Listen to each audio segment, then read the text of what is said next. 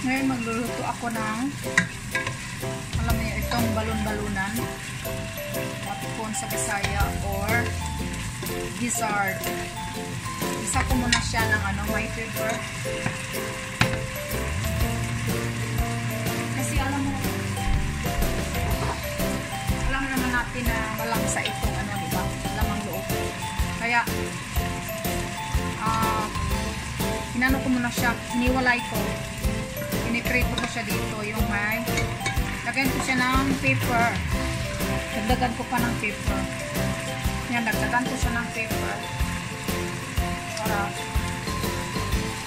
mas malasa.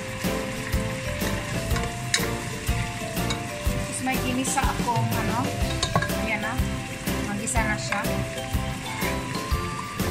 Yung bawang, sibuyas, kamatis, talagang inano ko siya. Pinapatuyo ko na, wala na siyang sabaw. Ilipat ko siya mamaya doon. Yan.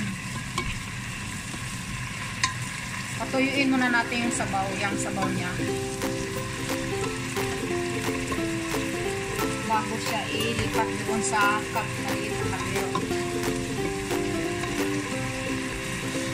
Para mas masarap siya, lagyan natin ng konting soy sauce. Yan. Kasi kung idiretso mo siya, ikisa sa mga sa bawang sibuyas, parang hindi na tatanggal yung langsa niya.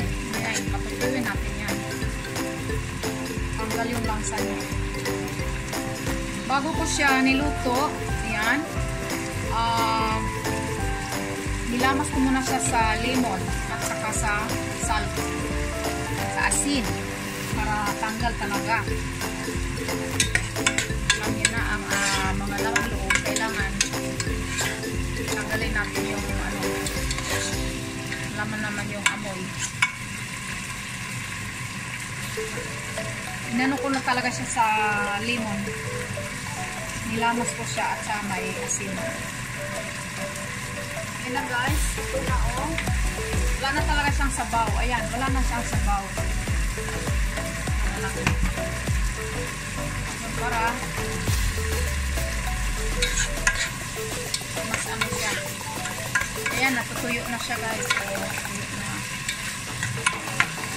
Nilipat ko na siya sa kabila. Ayan, nilipat ko na siya. Ayan na. Wala na talaga siyang sabaw. Tapos sabawan ko mamaya yung pakulong tubig. Pampalambot.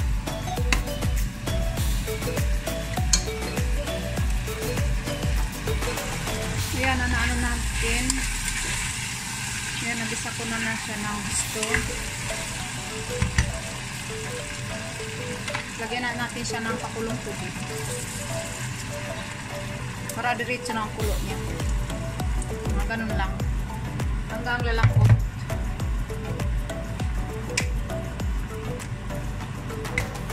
Hanggang lumapot na siya. Pa natin.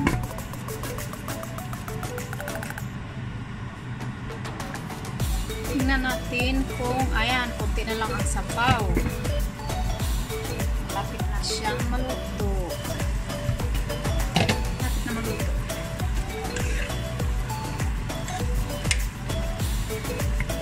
Malapit na siyang maluto. Isa pa. Lagyan ko siya ng kunti nito guys. Pang ano lang ito. Pang palasa. Kunti lang. Para siyang oyster sauce. Ayoko kasi ng ulam na maalat. Kaya, gandahan lang. Kanina nilagyan ko ng konting tuyo, di ba?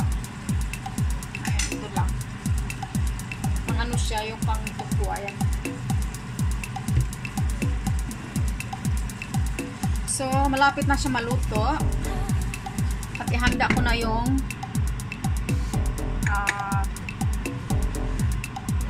yung gerger, yung rucola, yung arugula. Yan ang kaparis niya. Ayan ang ating arugula. Lagyan natin ng white cheese with olive oil.